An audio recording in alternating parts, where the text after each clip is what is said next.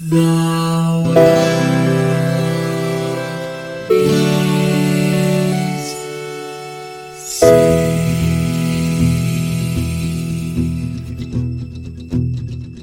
The living room's dark save for light being cast from the big TV screen and the imminent sunrise that's teasing the one starry sky with whispers of morning.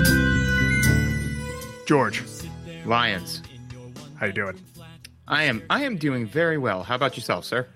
I'm aglow. I'm awash with nostalgia. Like, it actually is written right in my notes to just prepare everyone for the amount of gushing that I'm about to do. Yes. No, Because it's a lot.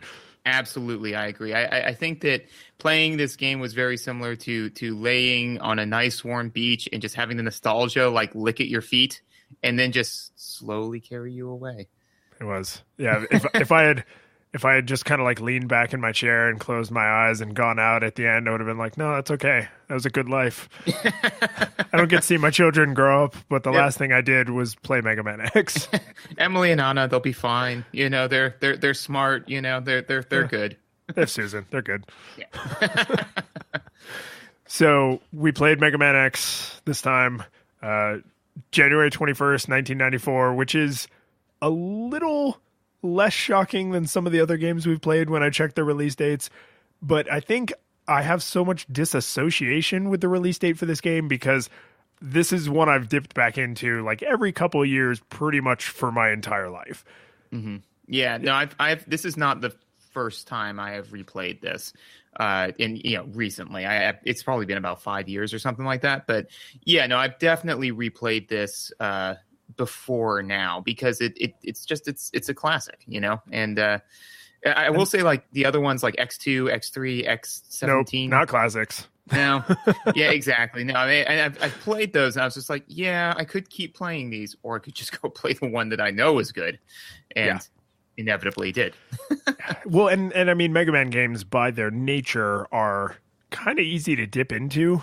Like, if you are good at these kind of platformers, and you know you have like 2 or 3 hours, you're like, yeah, I can definitely sit down and beat this entire game.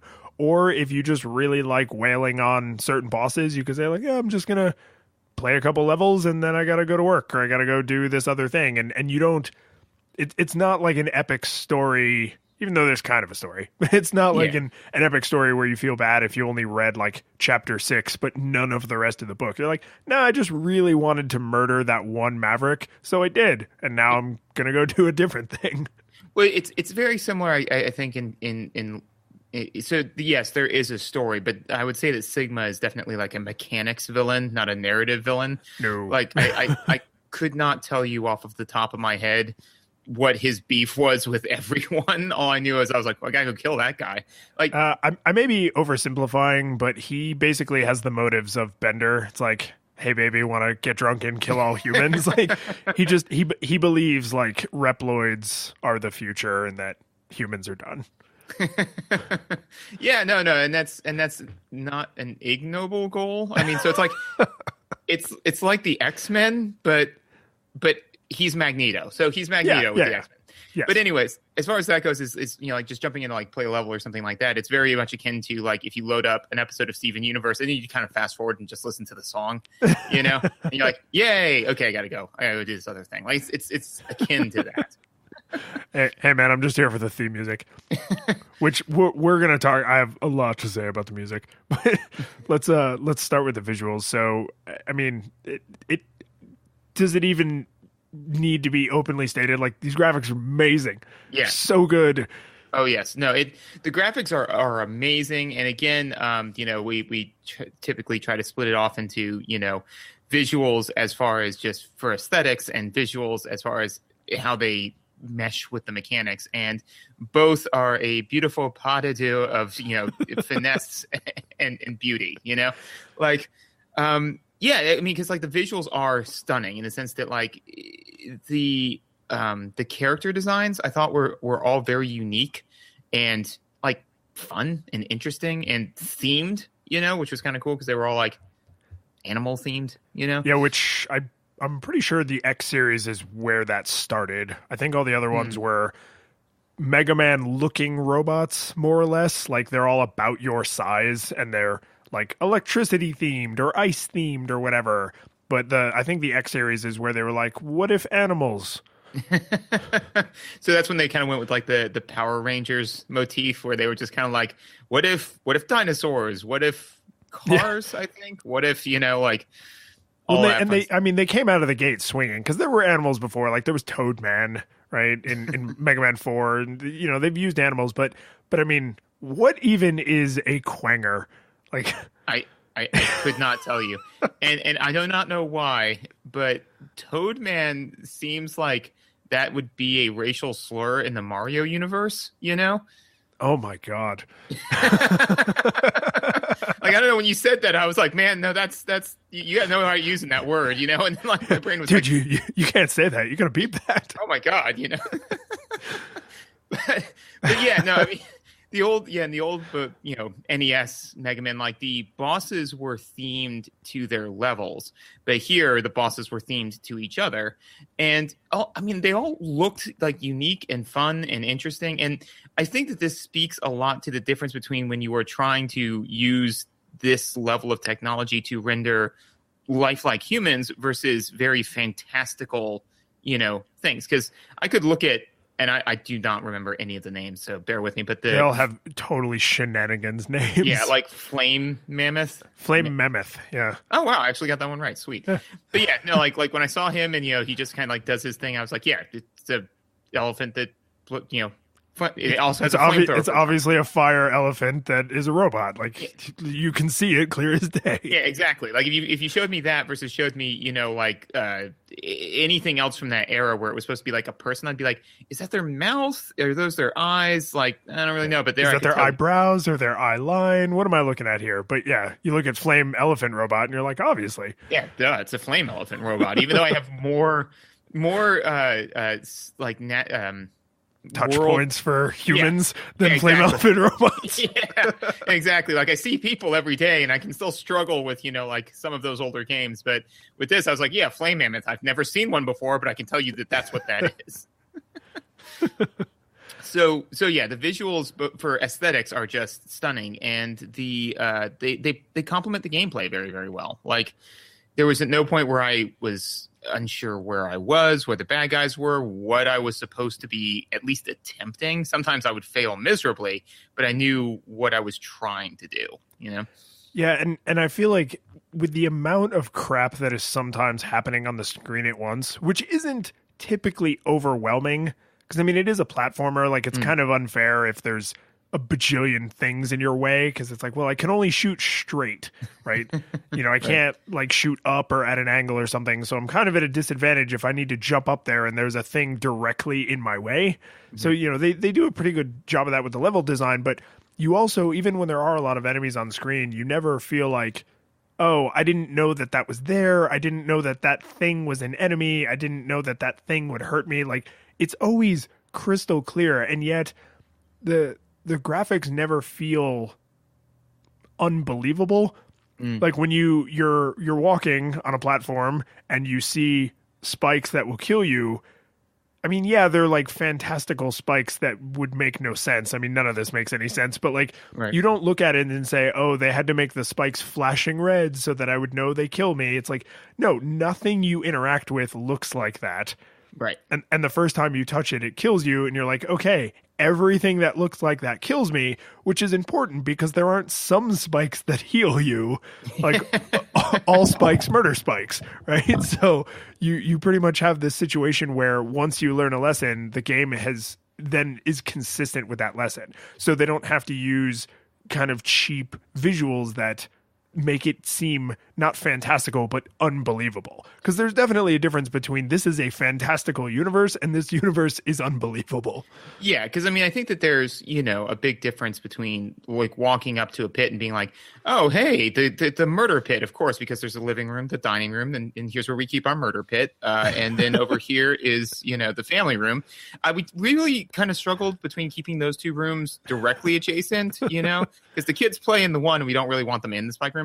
Yeah, like obviously that's not a thing. But at the same point in time, like if I walk in and I see a spike room versus walking in and seeing a spike room that looks like it's tripping on acid, like, like then that would a lot more so, I think, break the fourth wall, and even like, for instance, Flame Mammoth's level, right? When you're first like walking around, like there's all those conveyor belts. It's obviously a factory of some kind, Right. So I picked up that like immediately, and then you walk, and then all of a sudden the factory's on fire, and that's on theme. But and I feel that I wanted to like write a strongly worded letter to OSHA about that particular thing, being like, I'm not saying that fires don't happen at factories. I'm saying that the entire factory being constantly ablaze. I assume the factory was not a factory that produced fire until the flame elephant robot arrived and said, halt all production on all lines except lava. We are now a lava factory. We now exclusively produce lava. Well, is there a market for that? I don't care. Look at me. Either that, or maybe it's kind of like in Futurama where, Bender is, like in a room with a bunch of robots just lightly sipping brandy, and all the humans are like dying of heat. Like, like the robots don't care that the entire factory's on fire because it's just not an issue for them, I mean, to be fair, the only things you see coming out of any of the like chutes are all like broken and screwed up. Yeah. So maybe this factory had problems before it caught fire. Yeah, and speaking of, and this actually links to the visuals, like I thought that, again, considering, the hardware that they have to work with, like, I'm like run in that factory level, jump up, and then, it would shoot out, like whatever, some piece of junk, right? And it shoot out a bad guy, right? So one, the bad guy moves, right? So immediately draws your eye to it to be like, hey, pay attention to this thing, because mostly everything that moves that isn't you is probably going to kill you or try, Yes. But it desperately, with its one functioning arm, clawing its way towards me, Pretty haunting. Yeah, a little unsettling, And again, it's not like this isn't, Borderlands style graphics or anything like that. But I was just like, it's going to stick with me a little bit. Yeah, and there are little visual touches. And I mean, some of this is going to spill over from just like random gushing, but there are little visual touches throughout that make it feel very alive and interactive. For example, like clawing guy, right? Because I don't think there are any other enemies that do that. And there are enemies in that level that I think you see again in some of Sigma stages that just look like kind of like miners. They're like little chubby miners, and they throw their pickaxe at you. Mm-hmm. So if you watch carefully, if they hit you, they chuckle. Oh, yeah. Yep. Only when they make contact, though. Yeah. Which is like kind of insidious and really frustrating, and has kind of an emotional reaction that, like, an enemy hits you and they just continue on whatever their pattern is, and you're just like, damn you, enemy. But like, he throws a friggin' pickaxe at you, and then if he hits you, he's like, hey. Yeah. It's like, you got him. Dude, I was going to just jump over to this other platform, but now I'm going to murder you. Which actually I think touches on, another kind of concept, which is the idea that, so you're a robot, right? And they're robots, right? And the fact, I've never kept this entirely straight. I want to say originally Mega Man was a human that was saved by cybernetics, but it very clearly states in the opening of Mega Man X that he is a robot that can think for himself. And like, that's actually, what story there is that he is choosing to go and stop these bad robots. He's not programmed to go stop them. Right, which is a very, very real key difference. But if like the pickaxe dudes like throw a pickaxe at you, right? And then, they hit you, and then they just keep throwing pickaxe at you. Then you could be like, well, this is simply a robot that's programmed to throw pickaxes at intruders. But the fact that they laugh, it's like, no, this is a robot that gets pleasure out of hitting people with pickaxes. So, murder thing aside, that implies a level of consciousness that you should probably feel a little bit worse about snuffing out, whether or not it has absolute free will. Yeah. And I didn't care at all, man. I snuffed out so many robot lives. Oh, yeah. no, just because they're adorable or they exist entirely as a hat that sits on the ground with feet or like whatever they might be, they're in my way. Yeah, exactly. And if there's one thing that I've learned is that if something's in your way, you must dispatch it with complete and absolute prejudice. Yeah, this is how video games have taught us to think. This is why I have a hard time holding down a job. But I will say about Flame Mammoth Stage specifically, and this actually kind of ties to some of the other visual delicacies that we get to enjoy, is because I had like a rough memory of the order you were supposed to kill the bosses in, and it really mattered to me that I not go out of order, because I was just like, I don't have enough time to work this pattern out on my own. So and I still have to do all the work if I look up the order. So I was like, I don't care. Like this is not cheating to me. So like, Chill Penguin is one of, I think, 2 bosses that is more or less vulnerable to the Mega Buster. And his pattern is really simple, like almost embarrassingly simple, you dumb penguin. And his level also is the only level that forces you to get an upgrade because it's the dash boots, which you must have. Yes. Or the other game is like basically unplayable. Yes, absolutely. So I went there first. I got the dash boots. I killed him. And when you kill 3 bosses, it affects the stages of 3 other bosses.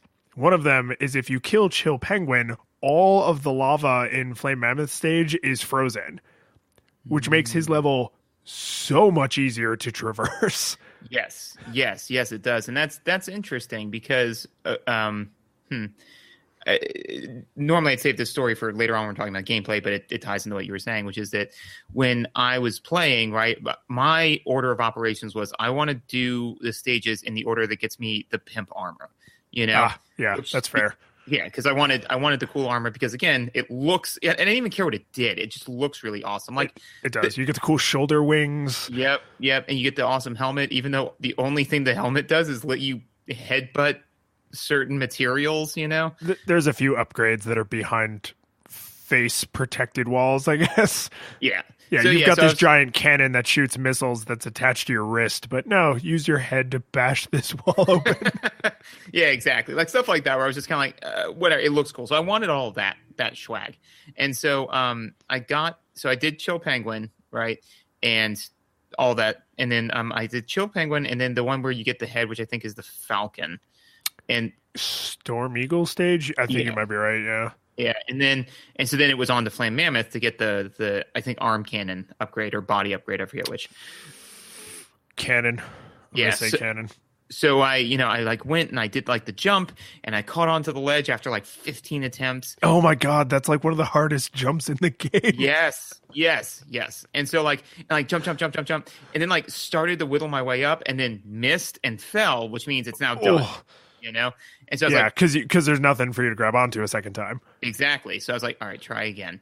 I lather, rinsed, and repeated that about 4 times before I said, nope, we're done here.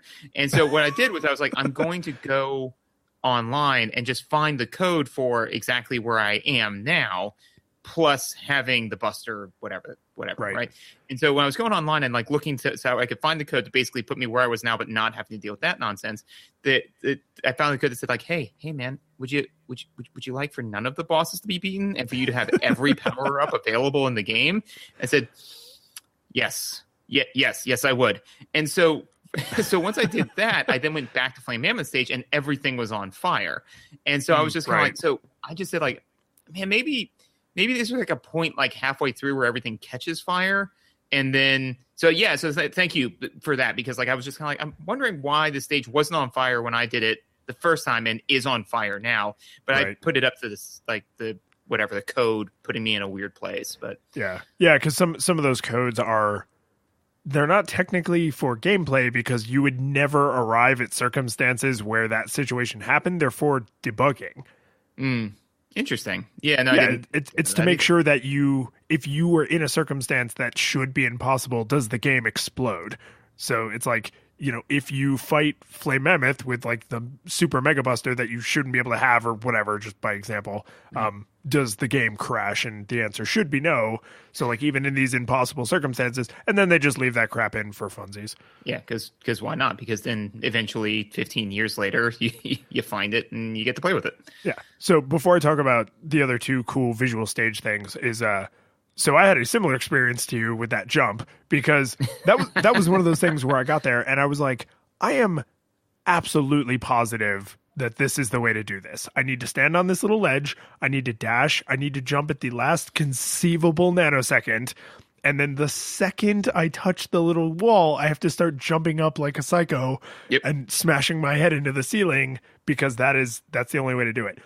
So Susan is at her desk. I'm doing this and I'm just like swearing a lot under my breath because I mean the time between failure and your next attempt is like half a second. Right. But it's still frustrating. Yeah. So like I'm trying over and over, and finally I put the controller down and I was like, okay. I just need to make sure that I'm not insane and that this is how you do this, because if I'm wrong or I'm forgetting something, I'm going to feel like an idiot. Right. So I went and looked it up online. I was like, all I need to do is find a YouTube video of like, how do you get this item? And it will start exactly where I am. And if there's literally a single step that's different, I'll immediately see it. So I queue it up. In the YouTube video, this is a video of a person demonstrating how to do this. It took the guy like 4 or 5 attempts. And I was like, okay. I feel better now. Considering that the expert demonstrating it is screwing it up a little bit, and the expert demonstrating it who could have edited the video. Yeah. Yeah. And hilariously, when I was doing it, I was like, am I doing this right? So I think we probably watched the same exact YouTube video. And in my mind, I want to think that we did it at the same time. Like for whatever reason, we had both sat down at the same time. And then the guy's like, why am I getting so much increased traffic all of a sudden on this? It's like, well, because 2 people are both getting frustrated with this one area. This video's blowing up today. Yeah. So there was that. The other 2 cool level things that I know of, and I think this is all of them, but the other 2 I know of is, and the reason that you would find these organically is because there are power-ups in the various stages that you would presumably go back to later. Right. So it's like, oh, you beat this boss that was unbeaten the first time, and now that you've gone back, you can see the change. And in a couple cases, the changes actually like help you get whatever. Mm-hmm. So when you beat Storm Eagle, his level is a ship. It's his ship. And if you look carefully, after he is defeated, the clouds in the background are no longer moving from stage right to stage left. They are, in fact, moving from bottom to top, as in the ship is crashing. Excellent. Because you killed the captain. Yeah. So his stage crashes into whatever chameleon. God, what is his name? Captain Chameleon. That's not right, but that's Captain Chameleon stage. Which actually, no, I'm sorry. It crashes into not Mammoth, the big electric guy. Jesus. Oh, the octopus dude?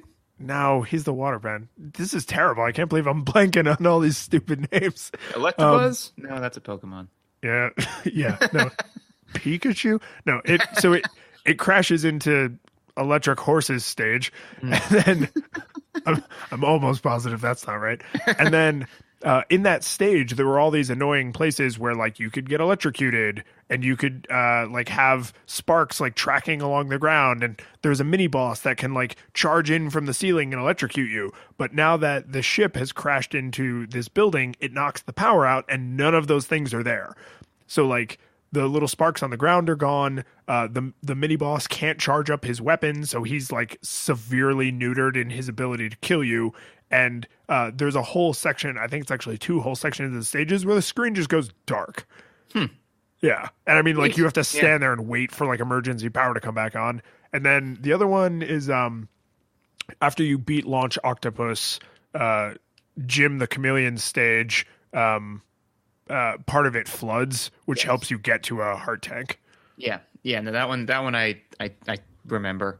Like, yeah, and that sort of thing is just so it's so minor, and yet it makes the world feel so interconnected, because like older Mega Man games, it's like, yeah, you beat person A, B, C, D, E, then you go and you fight the boss, and then you're done. But like this, it's just kind of like, no. When you do thing A, it has consequences, because you're fighting this like big giant war.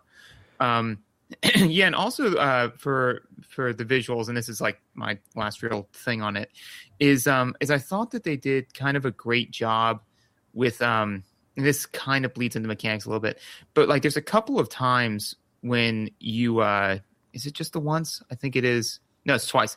Two of the times when you fight Sigma's stooge, whatever his Vile. name is. What? Vile. Yeah. Yeah, they yeah, they really didn't break their brains trying to come up with names for these things, Well, they used up all their brain power on Jim the Chameleon and Electric Horse, and yeah, it's like, well, what should we call Sigma? What should we call the big bad? I don't know, like Omega. That's a little on the nose. Back it up a little bit. Sigma. Okay, that's cool.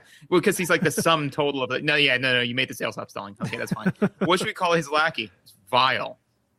Incentivize that employee.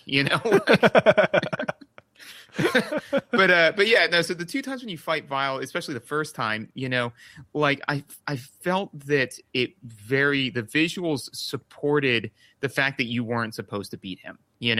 Because like when you're hitting him, like it looks like you're dealing, like some damage, but at the same point in time, like there's, unlike with like the B and everything else you fought so far, like you'll hit him a lot and it never shows any sign of phasing him, Nope. and then the fact that like he can't not hit you.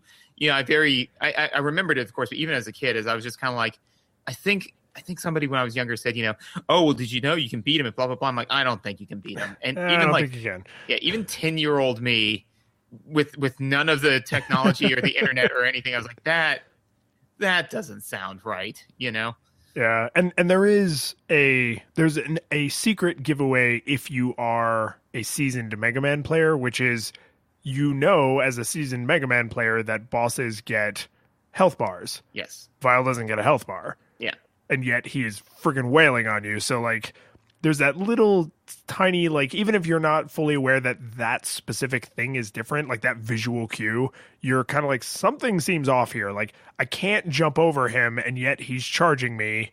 I can't knock him back. I have no other tools. Like I'm gonna die.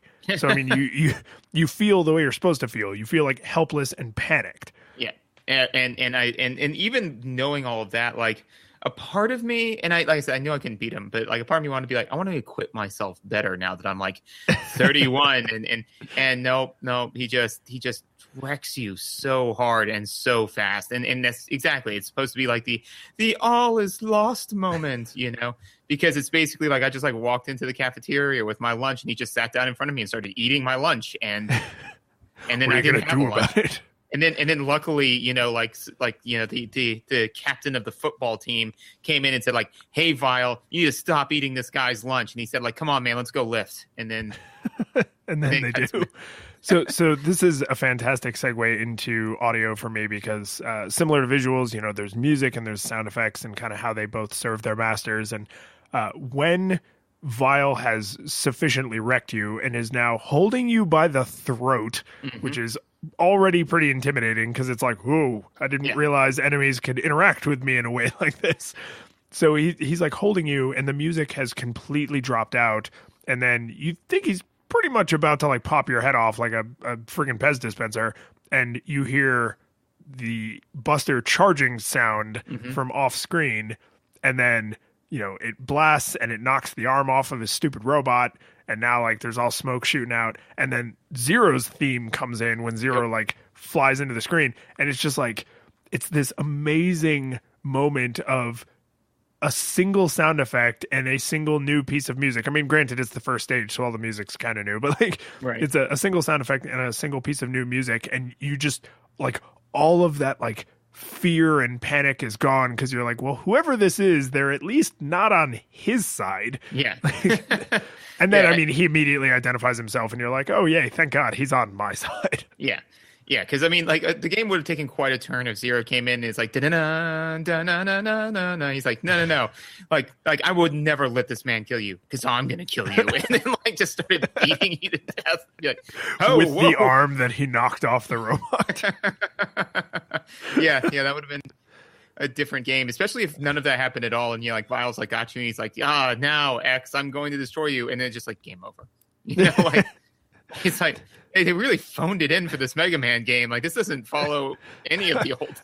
I was expecting more for $50. But yeah, no, I thought that the music I loved. You know, like I remembered. I again, like with a lot of these, I can't, say like hum you the songs, but. The one that I do remember is like the Sigma music, like after you beat all of the bad guys, like on the title and you're screen. on the levels like stage, because it's heavy. Yeah, it is. It's just kind of like it's like dun dun dun dun dun dun dun dun dun dun, and you're like, I'm gonna go get some milk and go to sleep. I don't want any of this. Yeah, I had a weird experience with Storm Eagles stage music because I actually knew that song pretty well. Like that is one I would walk around and like hum and whistle even long after I'd forgotten what its provenance was. And then I realized when I got back to that stage, because I haven't replayed Mega Man X in, I don't know, maybe a couple of years. I'm one of those people who, when I am working, I like to listen to music, but I have to focus on what I'm doing, so I cannot listen to music with words. Mm-hmm. And I want to listen to music that I'm not going to pay attention to. So I've adopted the strategy of, and I didn't make this up, I read about it somewhere, but it's like you listen to just the same song on repeat. So then it just becomes like white noise and you just kind of tune out whatever it is. But it keeps you from being distracted by sounds. And one of the songs that I do that with is a like chip step, which is like chiptune dubstep. It's a chip step cover of the Storm Eagle music. Nice. So when I got to that level in this playthrough, it was like I was tripping on acid. Like everything just slowed down, and I was like, "What is happening right now?" Oh, this is the source of that music, right? Okay. Kind of like time was flowing backwards. Like I didn't understand what was happening. Like you hear that, and then all of a sudden you're just kind of like, oh man, I gotta go do that TPS report. Like you just like. Yeah. Like time to work. Like Susan comes in, it's like, weren't you supposed to be playing video games? Like, oh right, video games. Sorry, I went to work because that's what I do when I hear this song. It's Pavlovian. Yeah, absolutely.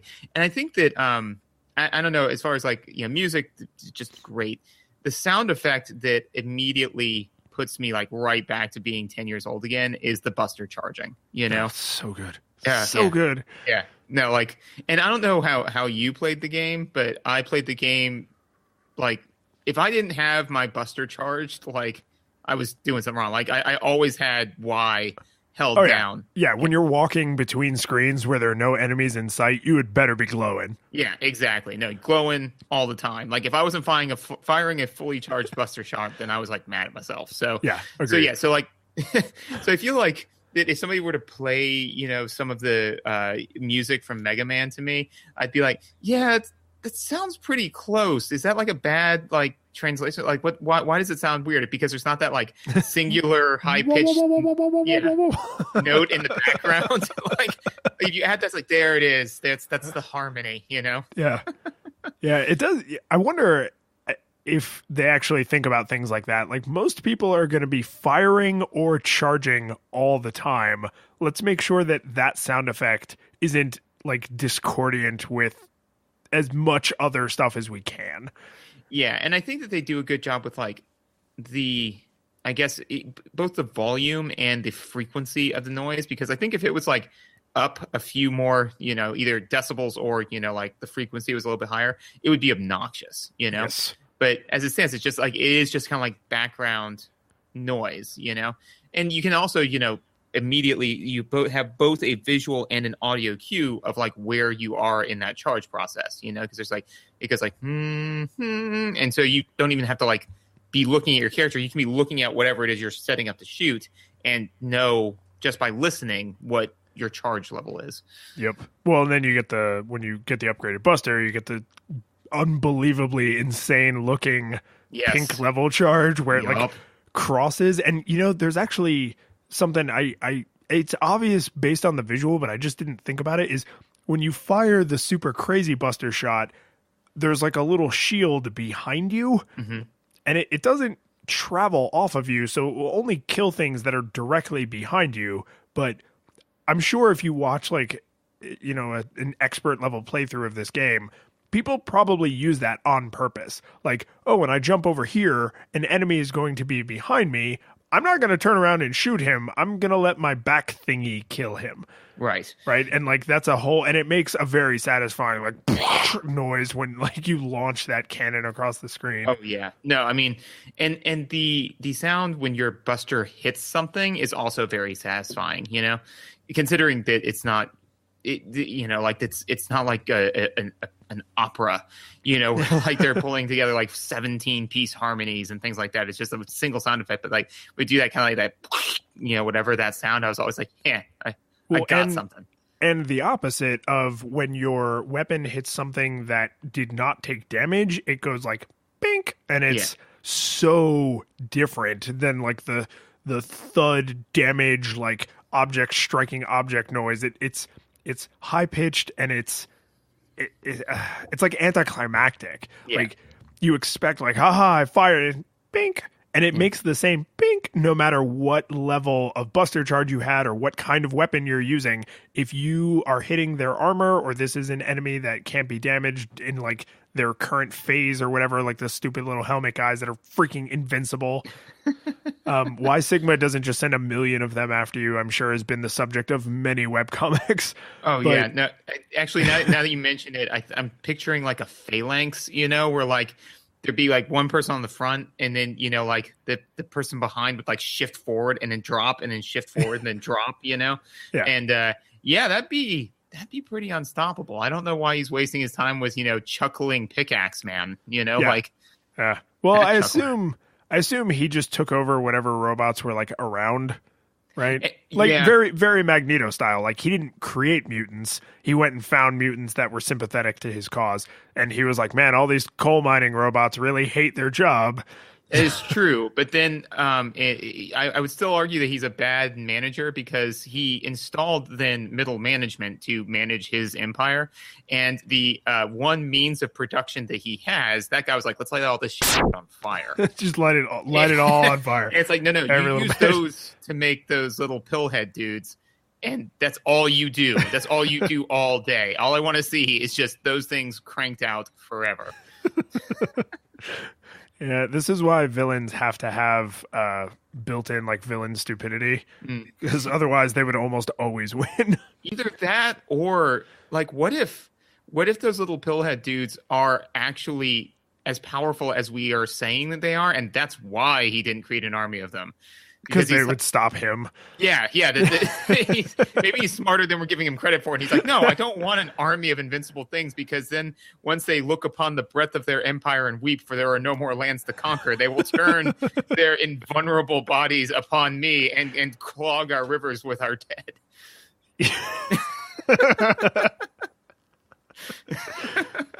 Yeah, all right. So maybe he thought it through. Yeah, maybe. I don't know, man. I didn't get a chance to chat with him a whole lot when I was shooting Buster shot at his face. So another just supremely satisfying sound effect is I guess it's not an individual sound effect, but the sound of a Maverick exploding, like the continuous explosion noise, which is also, there's like 2 other things I think in the whole game that have that visual besides the Mavericks themselves, like the 8 bosses. So like that's a treat. Like when something blows up in that way and makes that noise and shows that blowy uppy animation, like you accomplished something. Yeah, you got it. Yeah.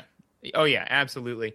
Actually, when I was fighting Storm Eagle, so like normally my narrative would always be like, I would get to the boss and be at like some amount of less than full health, die, and then try it again at full health and beat them, But I was fighting Storm Eagle, and like I had like 1 hit left to my name, and he had 1 hit left to his, and I was just like, I don't know, man. It was really a satisfying kind of stress, because I knew that if I did die, then it's like, oh, that's fine. I'll just come back and I'll probably beat him. But man, like when he was like, cause he's like sitting there darting through the level, I was like, gotta run, and like doing like, you know, counterplay to like his patterns. It was really satisfying. But that's kind of more of a gameplay thing. But it was very satisfying to do that. And when they die, also, like, because all the bosses are hard to fight, but when they die, you get that like, and the big animation and the big sound effect, and you're like, yes. Yeah. Oh, yeah. Absolutely. No, and the one little like musical cue that I absolutely remember, and I think this is in all of the Mega Men's include. I mean, I don't think X started this one, but once you select a stage, right, and so they're giving you like the little like guy intro. Yeah. Yeah. No, that is iconic to me. Like I use that sound effect sometimes in my daily life. You know, like if somebody's like, oh yeah, I'm gonna go do, you know, thing A, I'll just like start singing that song at them, you know, like, cause it's like, oh, well, you've selected the level now, man, you know, you're in it. So yeah, I'm tempted to check it while we're live on the air, but I think you might be right. I think it is actually the same. I mean, they've redone it, you know, in 16 bits versus 8 bits and whatever, but I think it is actually the same melody. And I think it is. I think in like. To be fair, I'd never played, or I can't remember, like all of the Mega Men for NES kind of bleed together in my mind, because when I was younger, my friend, he had all of them. And so what we would do is we would just literally go and play for hours upon hours at his house. But I wouldn't be able to tell you whether it was like Mega Man 3 or 6. I could tell you 6 because you had Rush, and that was awesome. But you had Rush in a few of them. I think 6 is the one where you had Rush like this, that, and every other way, where he could like turn into a jetpack, and he was like a submarine, and there was like weird crap. Yeah. Like that's what I remember about Rush, because I remember in some of them, like he could like turn into a scooter or whatever. But I remember being like, I want to be Jetpack Mega Man all the time. Yeah. So, so I couldn't tell you like, and I'm not sure if I even actually ever played like Mega Man 1, but yeah, that tone, that music, I am pretty sure is like always the boss intro. Yeah. And oh man, it's so satisfying. It is. Oh, absolutely. No, I again, you know, everything about, and again, what I think that makes this game in such stark contrast to some of the other games that we've played, where, you know, like it's not, is that both the visuals and the music are in service to the game, you know, like there's nothing discordant. There's no musical cues or sound effects that pull me out of the moment, you know. There's no, you know, random like person jumping in from off screen saying something bizarre, you know, like well, so there is a single exception, and it's done intentionally, but there's a single exception to, what if we gave you a visual that almost makes no sense and an audio cue that makes no damn sense, just for funsies? And I'm pretty sure, based on the way you've been describing your playthrough, that you didn't get to this, but you know that in this game, if you do, so you have to get all of the upgrades, including like the heart tanks and everything. Then you have to go through Armor Armadillo stage. You have to get to that last part where you jump the chasm, and you have to, I kid you not, this sounds made up, but I swear to God, this is true. You have to die 3 times in a row. I'm deadly serious. I will find you a video. Did your uncle who works at Nintendo tell you this? Or no, you have to jump the chasm successfully, then kill yourself. And then on the 4th time, which means you have to go into the stage with at least 4 lives, because normally you only have 3. So you have to get an extra life somewhere to kill yourself. Yeah, then on the 4th go, you have to jump the chasm. And if you jump the chasm with full life, because this only works if you have full life and all the upgrades, there is a secret upgrade capsule which gives you the Street Fighter Hadouken. That Yeah. Okay. So a couple things. One, I don't believe you. But two, if it is true, no, I do. But two, if that is true, and I have no reason, to think that suddenly after however long we've been friends, you to like lie to me about like this very specific thing. But no, I mean, like, so then that's supposed to be like that's absolutely an Easter egg, you know? Well, yeah, So, it is. But the thing that's so the visual for it is a little silly because I mean he actually does the like hands together and this little Hadouken comes flying out, which just I mean it looks odd, but you're like okay, Capcom, I get it. The audio cue though is the one and only time Mega Man ever speaks. And he has this unbelievably squeaky. It like Nice. when we're done recording, I'll find you a YouTube clip of it. But it's like I'm excited. yeah, it's like Hadouken. It's so Maybe- not what you would expect. Maybe that's why Mega Man like is like a silent protagonist, you know, because like he just knows it's like I am the Mega Man, you know, like I have armor, I have a Buster Cannon, I can do all those sort of stuff. Hey, come on, guys, you want to go like stop some Mavericks? We should probably go stop some Mavericks. Like that's not like Hey, he's not a Sigma, great stop orator. Hey, come on, you guys! Like I'm gonna beat you up. Yeah, No. it's really the thing that's I mean aside from the fact that you just feel awesome for getting this like ridiculous little upgrade, most of the bosses it will put them down in one hit. So when you're going through Sigma's stage and you have to refight all the bosses, it's a pretty good way, not all of them because some of them have erratic movement patterns, but it's a pretty good way to put most of the bosses down, and specifically it will absolutely kill Vile in one hit.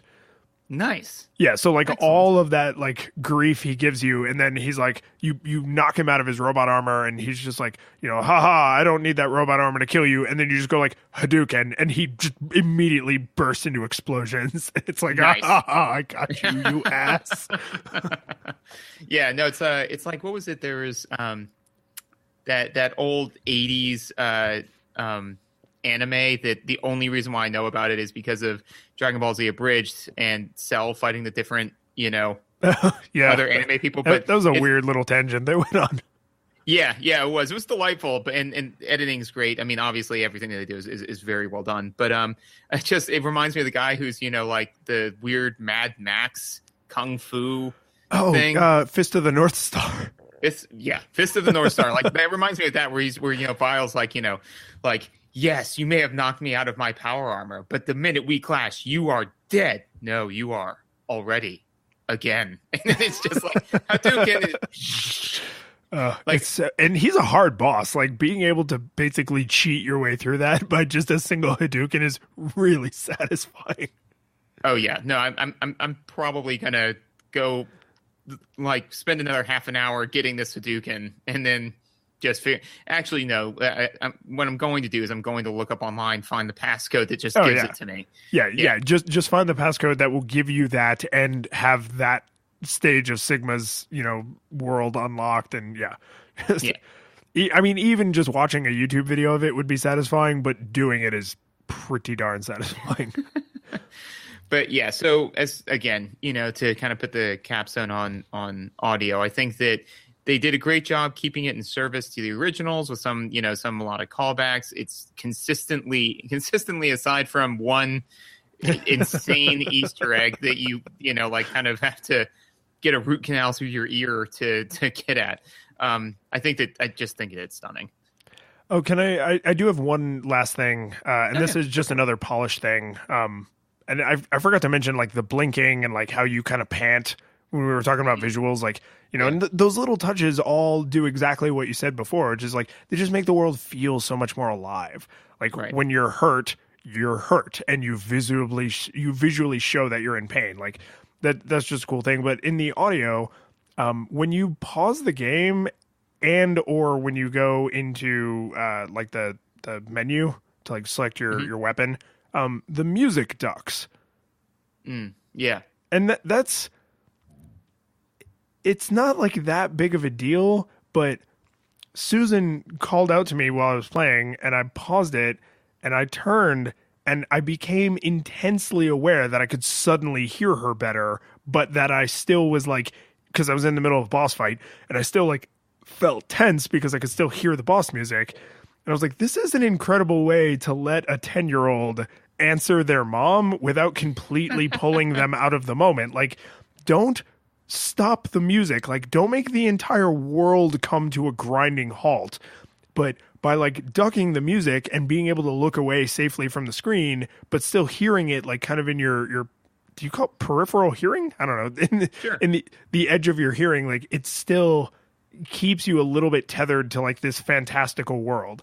And then you unpause and the music, unducks, I guess, like it goes back up to full volume and like you're back into it.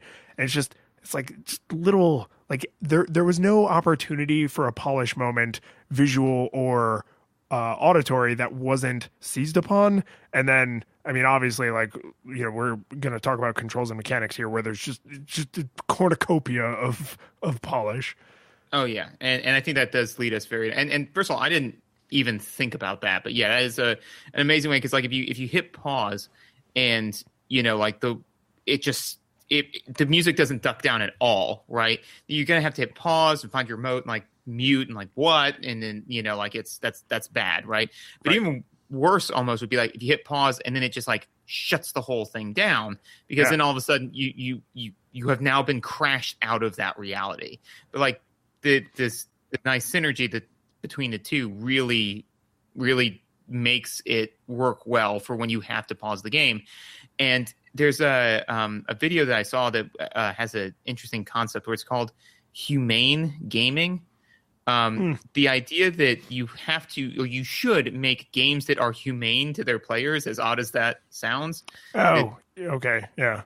Yeah. So basically the idea is that you shouldn't be punished for suddenly having to go like do a thing, And so the fact that they like went out of their way to like be like, well, we're not going to like, first of all, to have a pause function is not something that all games have nowadays, So the fact that you can't just be like, yeah, what, and like give me a minute. But then the fact that they're like, well, we're not going to punish you in any way. In fact, we're going to do our best to keep you immersed in this experience, despite the fact that you have had to pause it for whatever reason. So, well, for when they first introduced like FMVs in like the PS1, Xbox sort of like Dreamcasty era, a lot of times pressing what used to be the pause button would skip the cutscene, and it's like, really, like.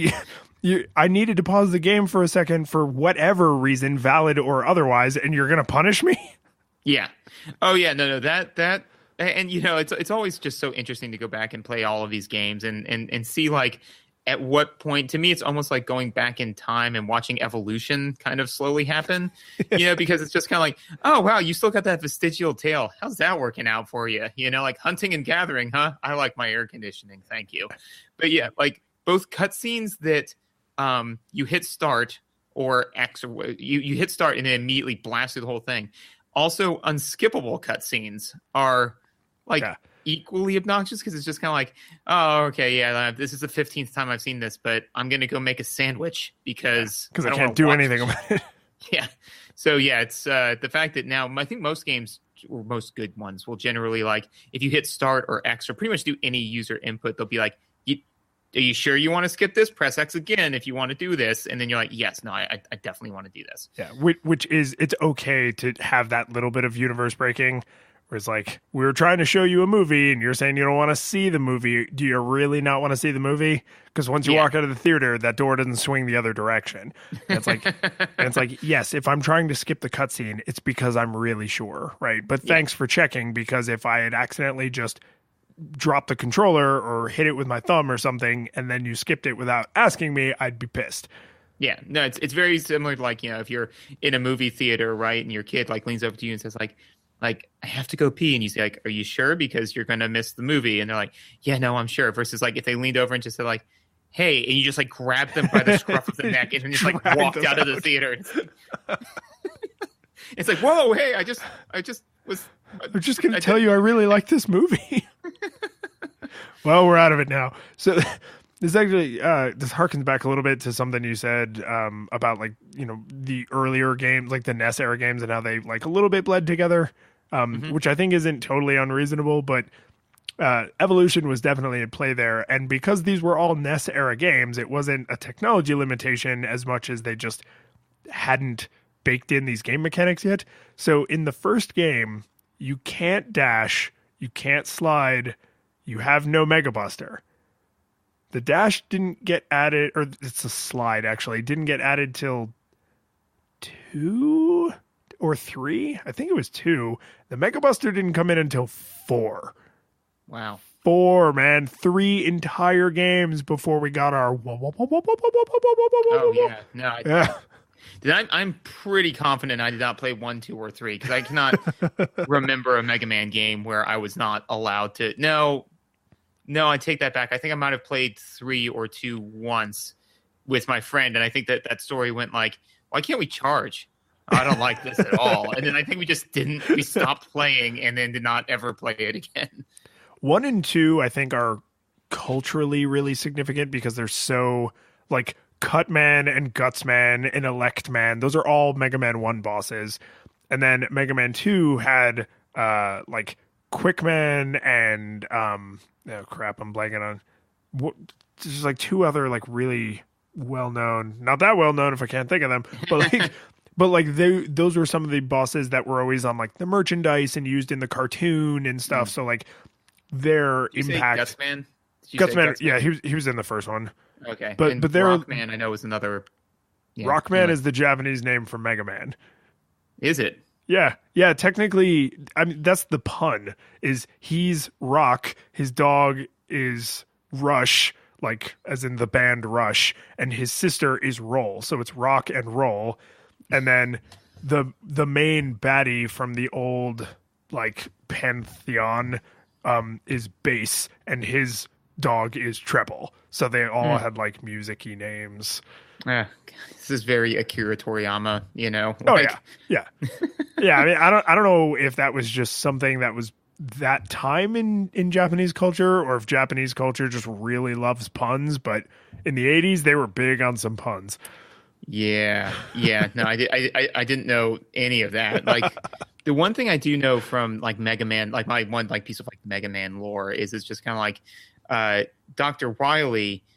It's a lot like Albert Einstein, and yeah, and Dr. Light looks like apparently some Japanese physicist or something like that, you know. And so I was just kind of like, yeah, and it's just, and I remember like when I was seeing this, like, you know, the person said like, well, why would they make Einstein into a bad guy? I'm like, I cannot possibly imagine why the Japanese would not think of Einstein in the greatest of light. Yeah.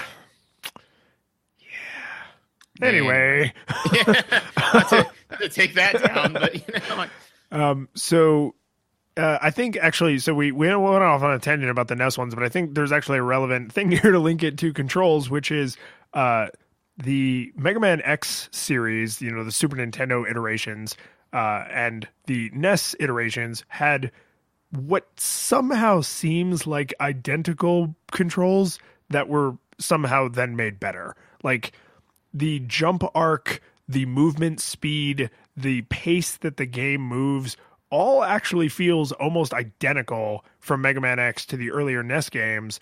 And yet in Mega Man X, you can dash, you get the ability to climb up walls, you get all of these other things that you would think would break the camera's ability to like keep up with you because you're moving quickly. There's slopes, right? The older games didn't have friggin' slopes in them. Like this totally changes how you change elevation because you can dash up and down slopes, and it's very expanded, but it's not different.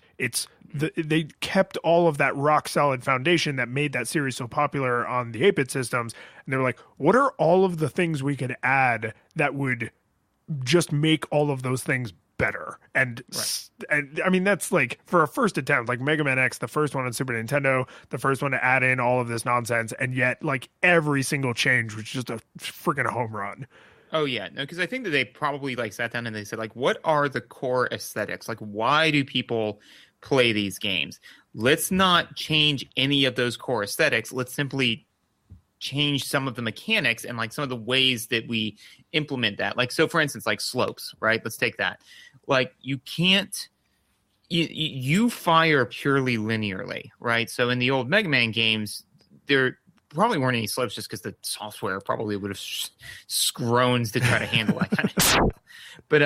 But you know, but if you're always firing linearly, if there are no slopes, then you always have a clear like path line unless there is an active obstruction. But if there is a slope, then if you are on an upward slope, then you effectively have a wall consistently about a foot in front of you. Yep. So in those areas where there were those slopes, though, there were from what I saw, very rarely bad guys. And normally there were like fewer bad guys at ground level, you know? So like they kind of knew that that's a little bit more mechanically difficult for the player to deal with. So they didn't they scaled back a little bit some of the, you know, like enemies. Like I don't remember at any point in time when I was on a slope and getting frustrated because I could only fire about a foot in front of me and just being beset on all sides by Mavericks, you know? Right. Or it's something where it's like you and this one weird enemy that you have an obvious way to deal with. Like there's, it might be Electric Horse's stage. Mandrill. Shock Mandrill. There it is. I think it might be his stage, but there's a stage where you go up this one area and there's slopes. There's like 3 or 4 like switchback slopes, and there's that stupid spike wheel enemy. Mm-hmm. And because he's coming down you at the slope, you can't, unless you have the super crazy Mega Buster, you can't possibly shoot it to death without jumping and basically putting yourself at risk. And when he gets close enough to you, he actually lays himself flat. So now he's even harder to hit. But the stage at each part of the switchback has a very obvious wall that you're supposed to cling to. So it's like, just jump, cling to the wall, and then he will fall down in front of you, and then you can go about your merry way, because he can only roll downhill. He can't go back up.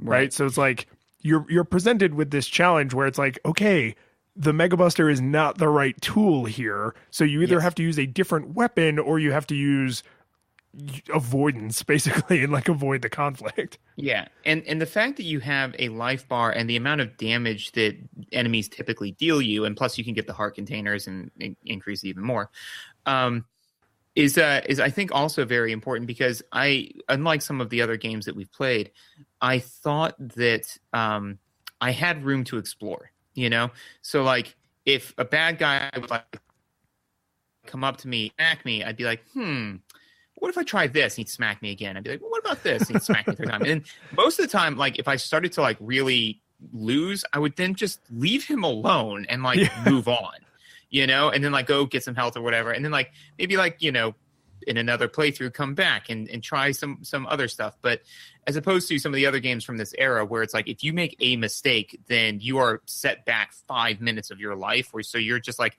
I'm going to do exactly what works every time. Like this definitely gave you, the game was a perpetual safe space in which to try new things. Yeah. You could try out other weapons because you can always recharge them. You could figure out like, oh, when there's this enemy slightly up this slope, if I have the whatever weapon, that fires at an angle and that will let me deal with this. Right. And it's like, oh, I used my one missile. Now I'm done forever. Yeah. It's like, no, I'll just get more. Yeah, exactly. And that's one of the things that, you know, after I beat a few of the bad guys, because when I played when I was younger, right, I went into the consistent fallacy that I think that many people fall into, which is I never used any of my special weapons because what if I needed them? Oh, you know? No, that's why you beat every RPG with 99 elixirs. Yeah, exactly. Because it's like, well, what if I need them? It's like, well, you died 5 minutes ago. And it's like, well, yeah, but what if I need them more later? It's like, more than dead? Because you died. So I think that's the maximum amount of needing healing that you can possibly have. That's technically, exactly. That's right on that's on the asymptote. Like it's like right up until that point, you could not have needed healing anymore. And then it was too late. Yeah, exactly. And then blam, you know, you have now X is equal to 0. The function is 1 over X. Like, and you're dead. Wait. Yeah. No, actually that's fantastic. Is if you basically say, you know, like the amount that you need healing or whatever is like 1 over X, and it's like, and X is your hit points, you know, like that need gets greater and greater and greater and greater until your hit points are 0, at which point it's like, and Yeah. it returns, undefined. Which is also a fantastic Mega Man pun because you die when X reaches 0. Ba-da-da. Awful. Absolutely awful. But anyway, but this time when I was playing through, I actually did, go through a bunch of the different weapons. And there were some times where in some areas I went into where I was like, oh man, using this particular weapon in this area is 100% the way to go.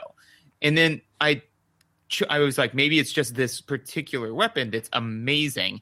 And I'd use it in like other areas. I'm like, no, this isn't working as well. So I'd try something else. I'd be like, oh, well, let me try like this weapon. And it's like, oh, this one. Some of them just sucked. But some of them are boss stoppers, and that's it. Yeah, pretty much. But the one you get from Crazy Eagle, whatever, Storm Eagle.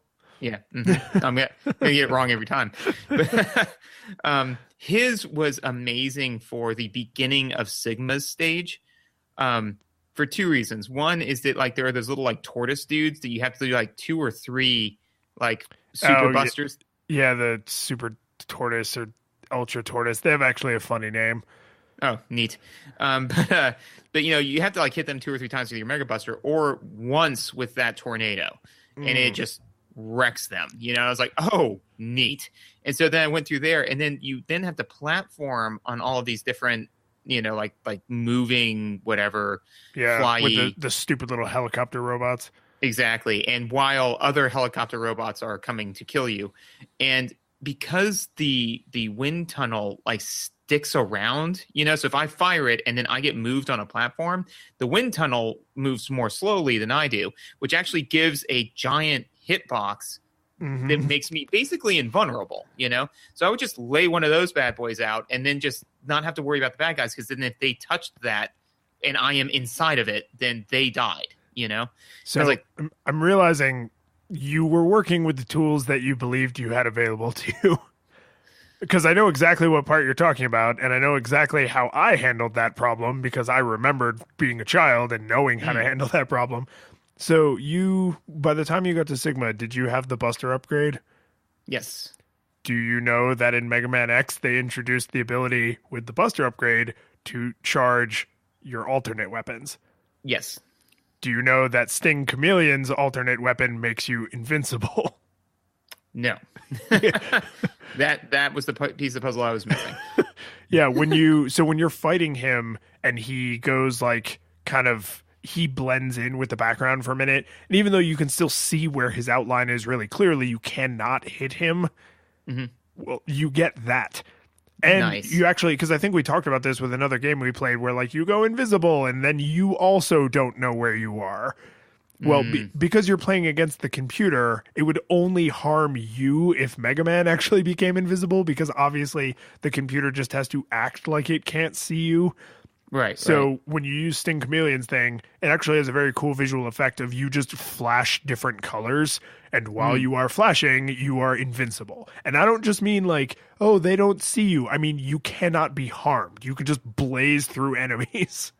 That's pretty sweet. And that would have been awesome. But I think that actually further speaks to the dynamic nature of this game, which is that I was very happy with my solution and thought I was very clever, Oh, and yeah. So if the only way to get through that platforming part was there's a way to cheat and be invincible, it wouldn't be a very good platforming section. Exactly. And that's the thing is that, it's like the only way to get through there is to not to remove all threat.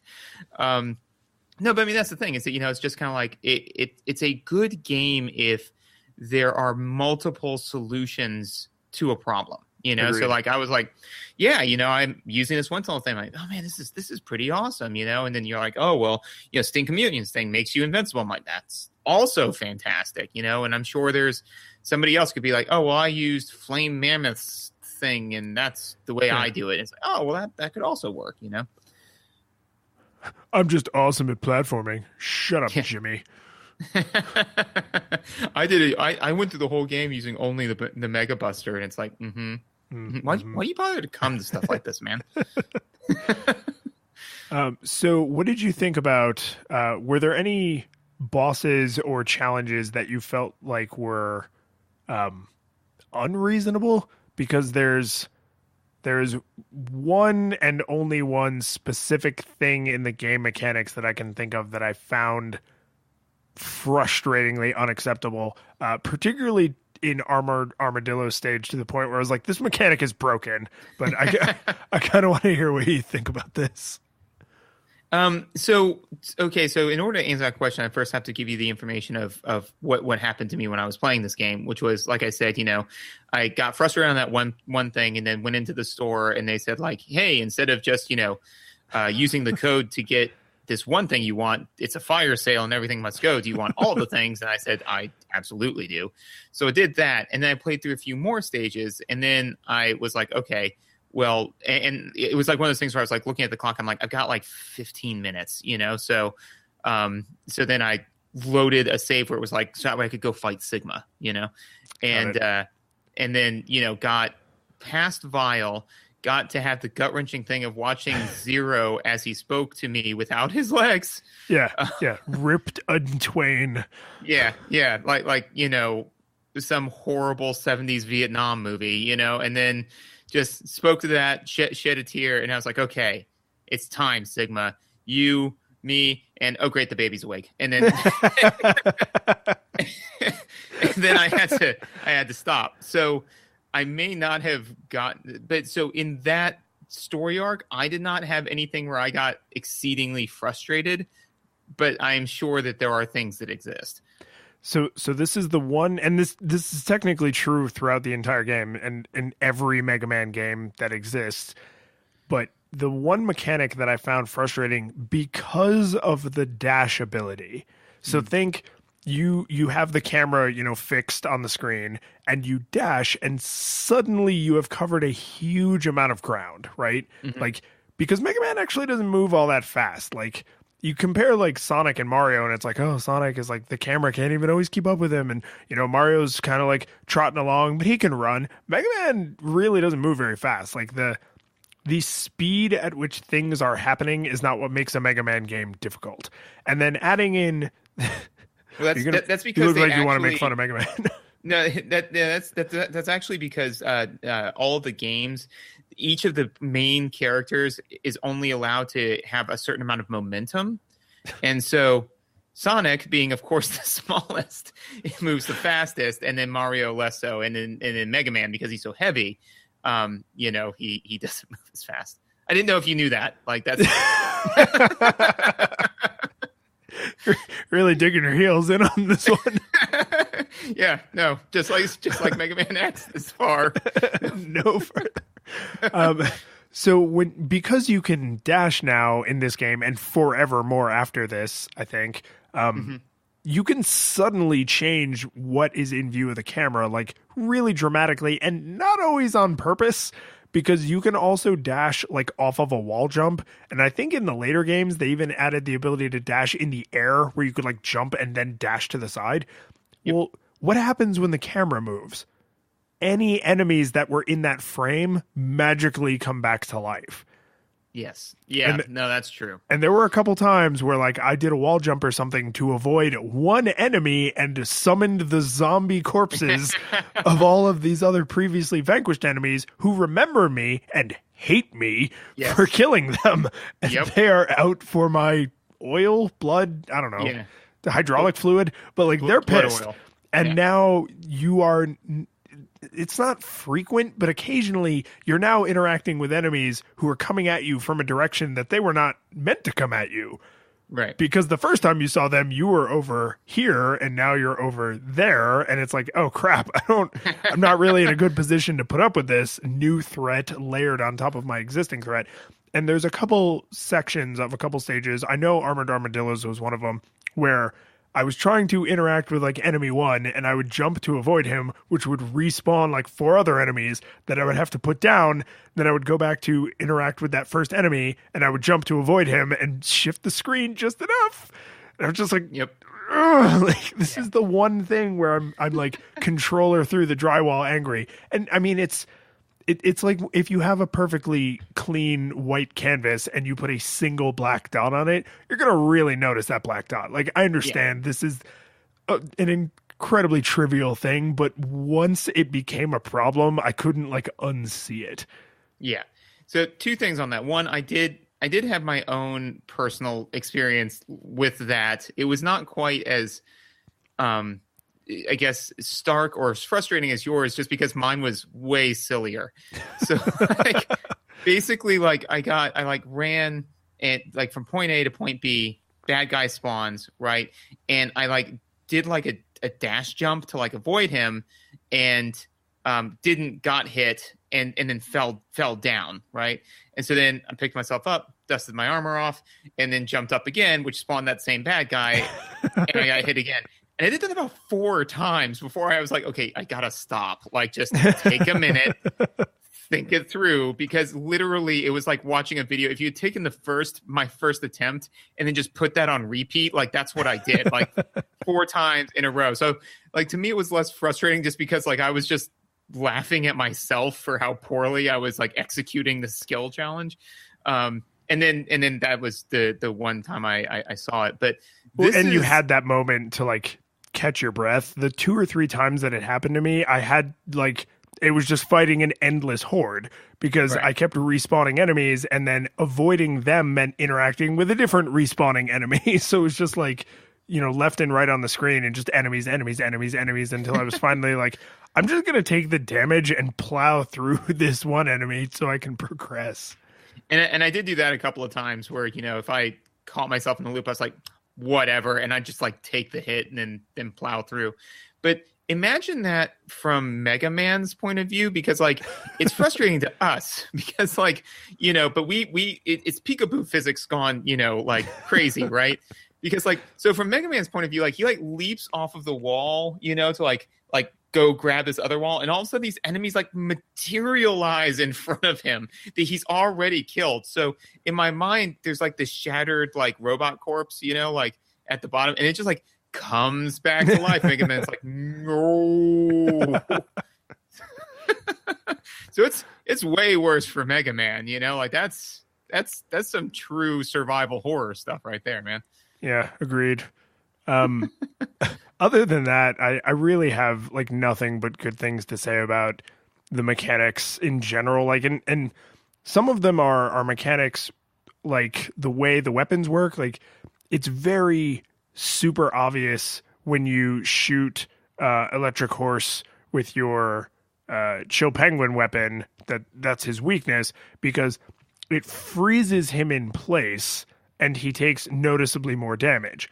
And most of the other weapons don't even stop his movement pattern, whereas that one actually like completely arrests his motion. And if he's hanging, because he can like, you know, climb on the wires, if he's on the wires when you hit him, I think he falls down to the ground. So you can actually interrupt his movement pattern, or it at least stops it.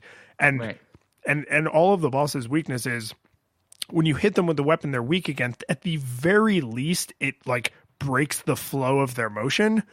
So you don't have to try and eyeball the damage meter to see if you're hurting them, because they noticeably respond differently.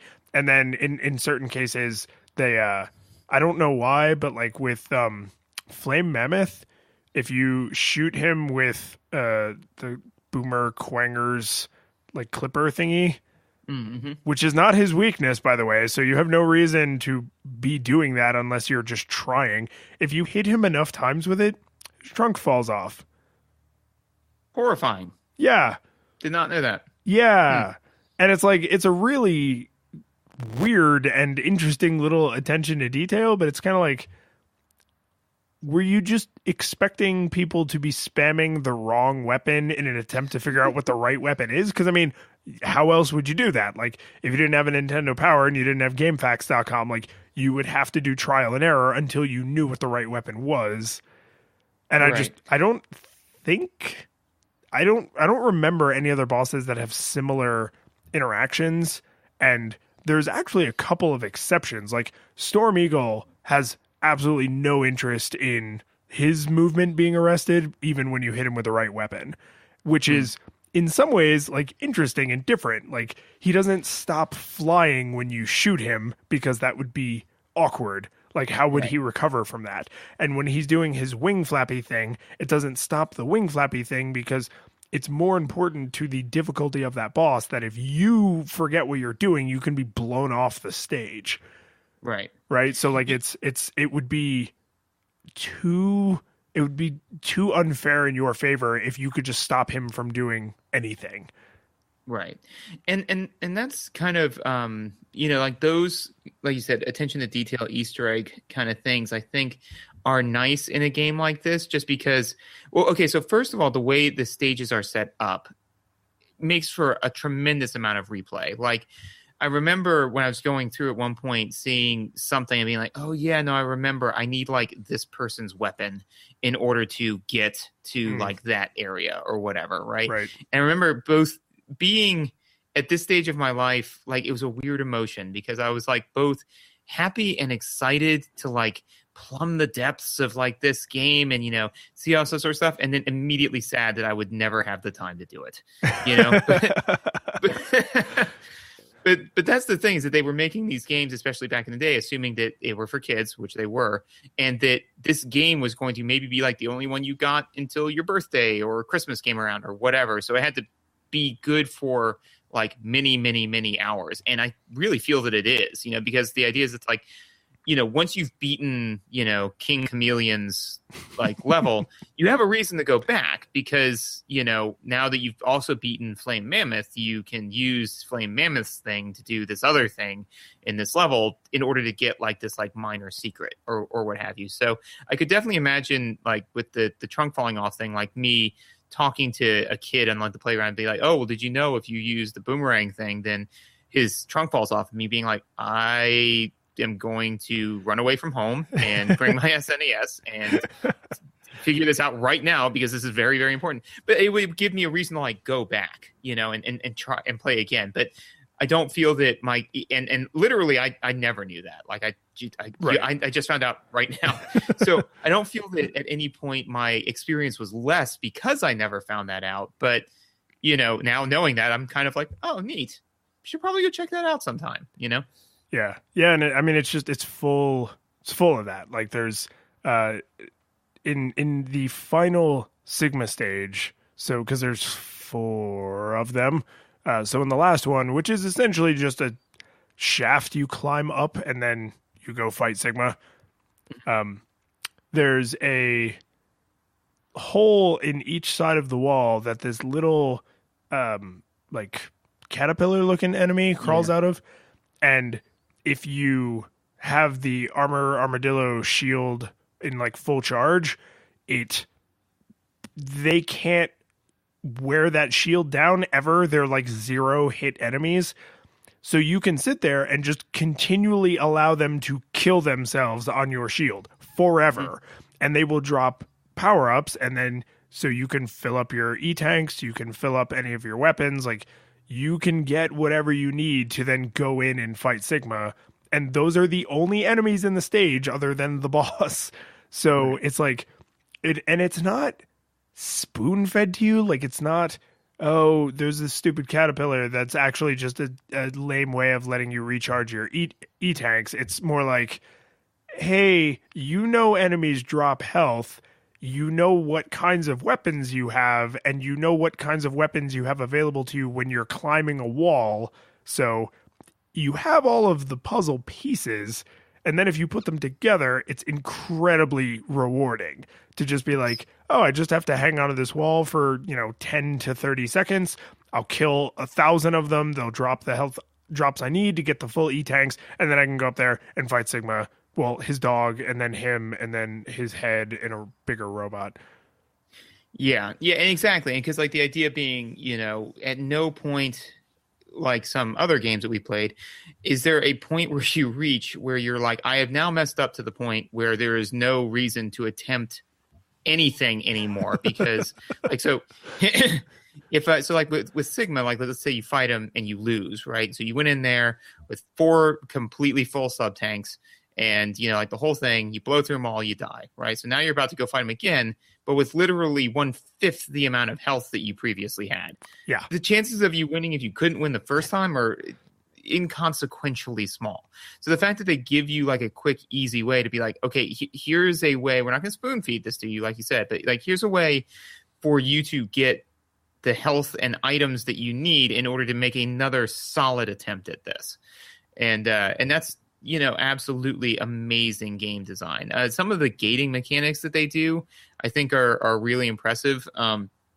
Like in the tutorial stage, when like they basically put you in a place where like you literally can't get out of a pit without learning that you can cling on the walls. And that's very, very important, So it's like you either this is so funny side story. I might have mentioned this to you before, but basically, the game Myst, right? Yeah, which I've actually never played, but I've played it like a tiny bit. Right. So I played a little bit. It's not my thing at all. But Megan played Myst at one point, and a new Myst came out, and somebody did a comic about like somebody throwing their computer out the window because they were playing the new Myst game. I was like, yeah, Myst games are really frustrating. And Megan's like, no, they're not. It's just kind of peaceful. And puzzles are not really Megan's thing as a general rule, certainly not this type of game. So I was a little flummoxed as to like why she was like, nah, Myst, no problem. I was like, really? Most people find those games very challenging. She's like, it's just, like you just walk around on a beach and then, there's a little hut. That's it. And I was like, no, honey, that was the first puzzle. Like, that is precious. Yeah, there's more. It's not Beach Simulator, 2001. There's more to the game than that. So that brings me back to like,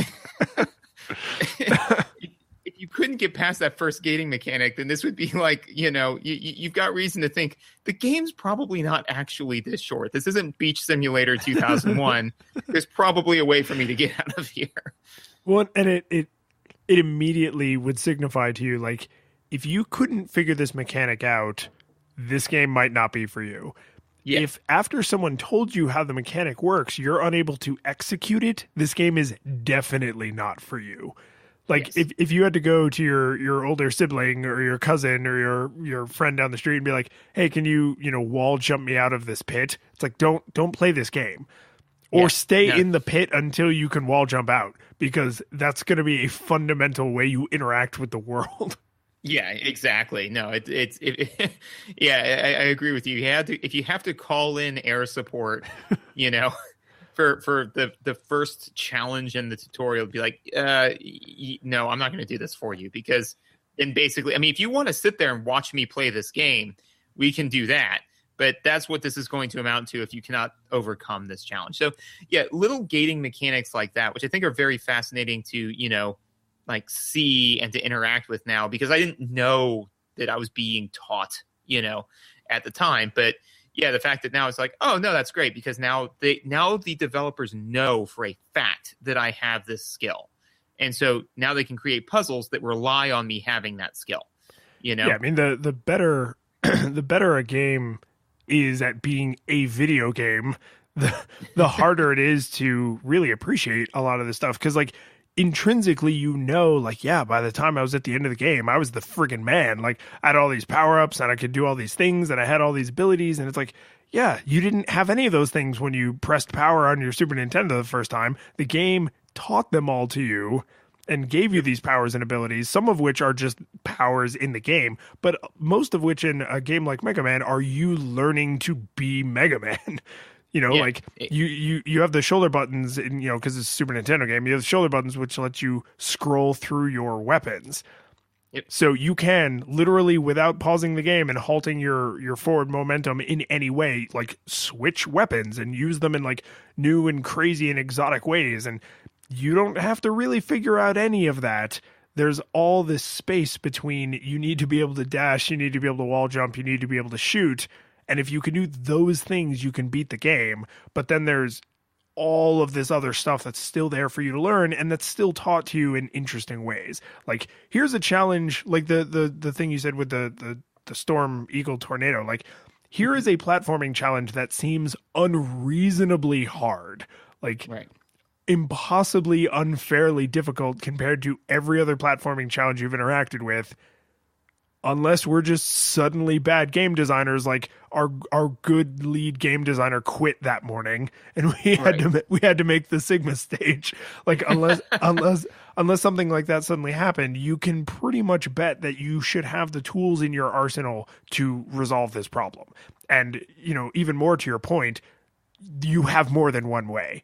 We've actually given you a bunch of ways. Use one of them that you like. Yeah. Use the one that like fits your play style. And this is not true, but it could, or I don't feel that it's true, but you could even make the argument that 90% of the game is tutorial, in the sense that like the entirety of the game, you're like getting these power-ups and they're teaching you like how you interact with the world and all this sort of stuff. So like when you go to fight Sigma, that's when you have like all of your power-ups, everything that you need. Like you are then Mega Man, you know? Like at that point, like you've got all the armor that you're going to get, like there's nothing in those stages to like get, and like, so you've got all that, you've got all of your power-ups, you've got all of the tools at your disposal that they've been like slowly teaching you. And you've had like all of these different spaces to try out and figure out how it goes. And it's like, okay, now we're going to start throwing some really hard challenges at you, because up until that point, the developers don't know which order you're going to do the stages in. So like all of the stages are kind of the same level of difficulty, differences in type and kind and challenge. But then when you go to fight Sigma, it's just kind of like, okay, here's all of the stuff that you've learned. Use it all. Yeah. Go beat Sigma. At a minimum, we know you have these 8 weapons, your Buster, and the dash boots, because I think you literally could not get to Sigma without those things. You may have no sub-tanks, you may have no extra heart upgrades, and you may not have like the armor or the helmet, but at a minimum, you have the dash boots, you have your basic weapon that you start with, and the 8 boss weapons. And we're going to make you use them all, right? Because you even have to fight all the bosses again. So if you fought them in the wrong order the first time, you now have an opportunity to be like, oh, what is it like to use the right weapon on every boss? Yeah, exactly, which is pretty sweet. And what was it? Yeah, they also do know that you have the Mega Buster upgrade, because Zero gives it to you if you don't get it. You're right. Yep. Oh man, but that's it's pretty quick, because like it's pretty much you go through that platform. Is that the end of the first Sigma stage or the second one? End of the first one. Okay. Yeah. Okay, so you can't possibly get to the end of the game without that.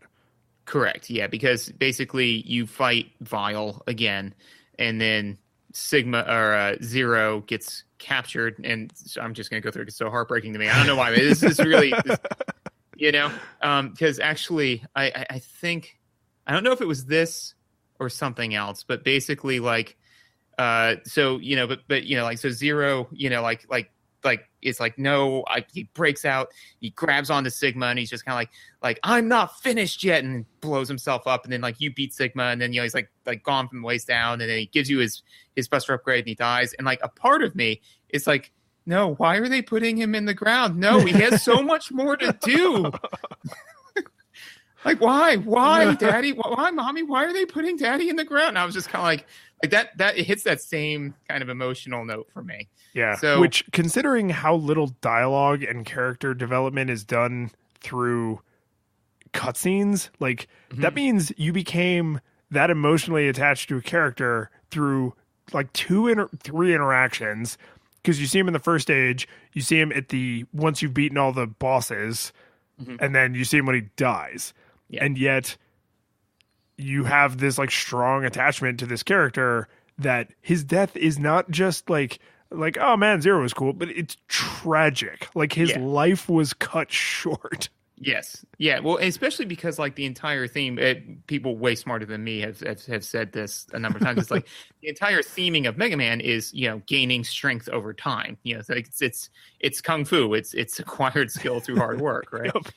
So the fact that like basically, because I think that, and this may just be me, projecting, but you're building a relationship with Zero with every boss that you beat and becoming stronger. Because like basically in the very first scene, like, Zero says like, you can be stronger. You can even be like me, and you want to be like Zero, because that guy is just made of cool. you know? Saved your life. He's got long, luscious locks. Yeah, exactly. You know, it just comes in, you know, like all, like I wanted to, pick me up, sweep me off my feet, and just walk me off into the sunset. But no, there was work. I don't even care about Sigma. Just take me in your arms, Zero. Like, we don't have to do this, Zero. We can go away, you know? But anyway, so then like the entire time you're playing the game, you are trying to be more like Zero, right? And then it comes to the point where it's like, okay, I am Mega Man now. I have all the power upgrades. I've done all these things.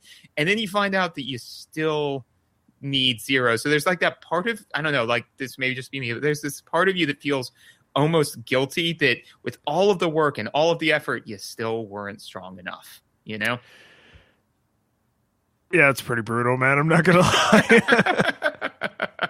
Yeah, so there's really no way to dress that up. That just hurts. Yeah, and so, but that's the thing, though, is that like you said, like the game, the mechanics, the controls, everything is just amazing. And then the fact that they managed to put in a mechanics game a narrative that is still strong enough to create emotive impact, it's like, what's the complaint about this game, man? If you don't, all I can think of right now is like a screenshot of X like down on his knee and Zero's, ripped in twain corpse on the ground, like getting ready to essentially rip his arm off and give you the Mega Buster upgrade if you don't already have it. And the caption, still a better love story than Twilight. Yeah. You're not wrong. But yeah, no, I mean, like the game is just fantastic. I mean, the controls are like they're tight. Like yes. That's something people say about video games all the time, but like Mega Man has tight controls. You never feel like something went wrong because there's a problem with the controls. I did something wrong. The controls are fine. No, the controls are tighter than Rush Limbaugh's Speedo. Like they are just they are tight. I think I'm like on the fence as to whether or not I have to censor beep that. like not for actual like vulgarity, but just for crassness of thought. Like, yeah. I don't want kids to hear that. Yeah, no, nobody should have to hear that. To be fair, though, many of the things we say probably nobody should hear. So for consistency's sake, does this game hold up? Yes. Oh my God, yes. Absolutely, it does. No, I mean, we played a number of games, and I think the ones that I feel hold up, when I can say like yes, they hold up, are the ones where I'm like, I would go back and play this again, not in service to this show. Just for actual funsies. Yeah, exactly. No, the game is amazing. And heck, man, like even just in discussing it here, I have found out some things about this game that I didn't know after playing it for over years. Yeah. Like the elephant, the flame mammoth, trunk thing. Didn't know that. It's cool. Next time I play it, I'll check that out. It's amazing. No, absolutely, it holds up. It is 100% worth playing. Yeah, I know we're still a little early on in the lifetime of the show here, but this is probably the best game we've played, and I'm trying not to dwell too hard on the fact that it may be the best game we play for a while. Yeah. No, I kind of had to like take a deep breath and make my peace with it. I mean, and I think that we try to make each episode standalone thing. I think that though we've done a good job, at least so far, for our own personal sanity, spacing out the games that we're confident are going to be good. Because there was a little period of time there where, we played a game and it was really, really good. And we played another game and it was good. And then the third game and it was bad. And then the fourth game and it was really bad. And I was like, so I was like, I need a win. And so yeah, I think that hopefully it won't be too long until we get to play a particular green-hatted adventure RPG where, we can really sink our teeth into it and enjoy something like that. Because I'm confident that one would hold up. Although I can't remember what's What is the name of it? Luigi's Mansion, right? I'm not sure that such a game exists. You may be thinking of Mario is Missing. Mario is that's the one. Yeah, I remember that one being. Really I don't know, man. I'm not ready to pull that off its pedestal. It's such an experience. The curtain falls, the music plays, the credits roll, then it all fades to black, and you're left by yourself. The fanfare is gone. There's no player two there by your side to share victories won. But as you slowly progress down the hall to your bed, a few great events leak back into your head from the time that you spent traversing the land, battling evil, fighting the darkness, just sword in hand. Your memories creeping with the edge of a smile. You realize again